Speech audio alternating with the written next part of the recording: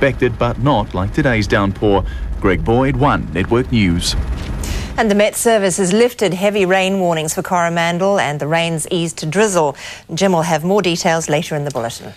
A young Wellington waiter had some explaining to do when his father returned from holiday this afternoon. Rhys and a mate had taken the family's four-wheel drive for a spin on the beach, but they ended up in deep, deep trouble. Mike Jaspers explains.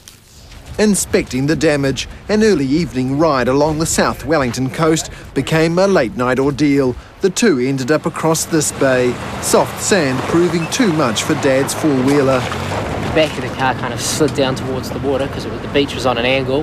Then the front of the car started to slide down. We stopped, jacked her up, put some wood under it, but it just wasn't enough. She wasn't going anywhere. The rising tide engulfed the car. The two phoned for help, scrambled ashore and waited for the rescue chopper. Police say they were a little reckless travelling against a rising tide and a howling southerly. Early this morning, they rescued the car. Cool coming around that last corner because we sort of didn't know what we were going to see. We didn't know the car was going to be there or whether we were going to see it halfway out in the surf. And Barry Crumb, well, he'd be proud. As you can see, the only stuff in there is the sand that we put in it. The sand that we put in last night. She stayed perfectly airtight and started first pop. 2 out of 4 on her.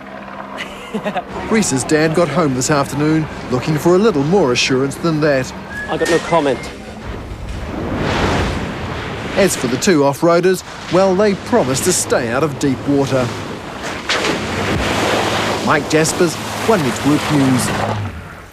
Coming up on the news, our lawyers claim the man who